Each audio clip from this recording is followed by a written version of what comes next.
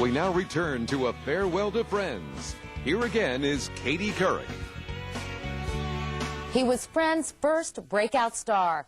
But for those who knew David Schwimmer way back when, that was no surprise. He was always serious, talented, and driven to succeed. He even founded a theater company when he was still in college. So what will he do now that he's a multi-million-dollar TV superstar without a show? Anything he wants. Yeah, for some reason, there's no fear for me. I'm not at all afraid. I'm more excited than anything. I mean, it's just been a great run, you know, and I think all of us feel like we've reached our time to move on. He played the geek who somehow got the girl. For David Schwimmer, playing the romantically challenged Ross wasn't much of a stretch, and the producers knew it. He was the first of the Friends to be cast.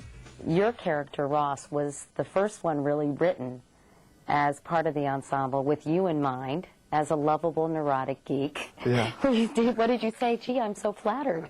Yeah, I was like, that's me. You had no problems with that?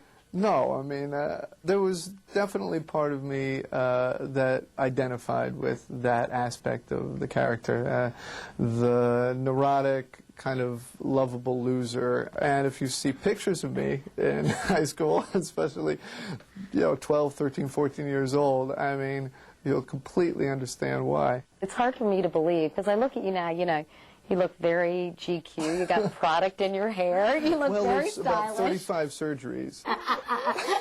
Like I had a baby face, like, no hair on my chest, but for some reason I had like a little mustache, I was like, this is great. Braces, headgear, mustache, overweight, I was a lady killer. You were a total stud. So, even the camera guy's laughing. Laugh away, laugh it up. David might have found it funny if he hadn't been growing up in the mecca of physical perfection, Beverly Hills, California. His parents were both lawyers. His mom even handled Roseanne's first divorce. After high school, David almost followed in the family's footsteps until he enrolled in a summer acting program at Northwestern University outside Chicago. Do you ever regret not being a lawyer? Not for a moment. Yeah, there are not many people out there who say, gee, I wish I'd become a lawyer. I got to play one on TV. That was in 1994 on a very short-lived comedy called Monty, starring one-time sitcom icon Henry Winkler. But the 6 years David spent trying to succeed in show business were anything but happy days. You made a lot of attempts to break into Hollywood that were not so successful. I mean, at some point were you like, ugh, I just need to pack my bags and hit the road? No, I never thought about quitting. I need to take a break every now and then. When I came out after graduating from Northwestern, I thought, well, I'll come out in 3 months, I'll be making millions of dollars as a movie star. Like, I really believed that. You did? Absolutely. What were you smoking? Well, no, like, when I graduated Northwestern, I was at the top of my game, and you thought, I'm the man. I was like, yeah, I was the man, along with my colleagues in the theater company. We were it, so I thought, yeah, I'll come out to L.A., I'll take that city. But the city was taking its toll on him. And after Monty went belly up, David had sworn off sitcoms. And in fact, when the role of Ross came up, you were like, no thanks. Yeah, exactly. I was like, I'm never doing this again. So I went back to Chicago to do theater. And while I was there, I got the call about, from my agent who said, well, I know you don't want to do another TV show, but there's a show, and she used this key word that got me, which was it's an ensemble show. Like your theater company, it's an ensemble. Just take a look. And I was like, all right, I'll take a look. After that ensemble had proven itself as a must-see TV mainstay, it had bargaining power. All right, I want my monkey. But early on, Schwimmer was the first cast member to emerge as a star on his own. Movies, magazines, and a chance at big money. It was made clear to me that I could go back in and renegotiate for a higher salary than some of the other actors on the show. And it was at that point that I just thought, well, that's ridiculous, because all of us are showing up for the same amount of work, for the same amount, everyone's giving 100%. It's an ensemble show, and we all decided, look, let's just be paid equally, no matter what. Let's all try to get as much as we can, but we're all here doing the same amount of work, and we're all equals, so let's do this together. Using the litigious laurels he gleaned from his parents, David led the way as the cast of Friends ultimately negotiated a deal for $1 million per episode, each.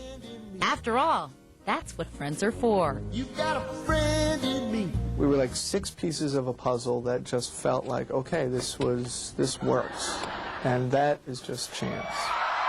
From the top. But, as they like to say in Hollywood, what he really wants to do is direct. Action. David's already been at the helm for 9 episodes of Friends, a smattering of independent films, and rumor has it he's already signed on to direct an episode of the Friends spinoff, Joey, for his pal Matt LeBlanc.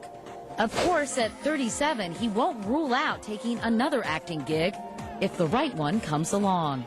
Do you worry about always being typecast as Ross? Sure.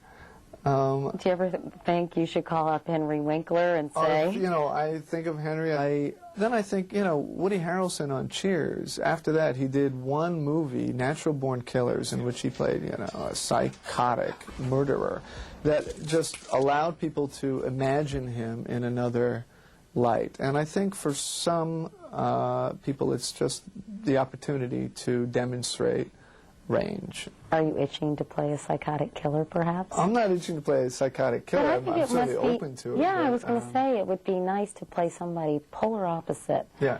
You know, who wasn't lovable, neurotic, and geeky, but who was, I don't know. Psychotic, lovable, and geeky.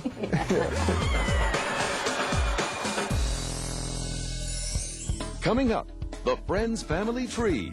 Could it be more complicated? Is that something that... And later, Katie, Matt, and friends remember when they all first met. When you look back at that, what goes through your mind, Matt? Your hair. All my hair, actually. Oh, jeez. That is a different phone. Oh, is it? Is it? Well, somebody's actually here. Hi. Let me call you right back. I'm doing a scene.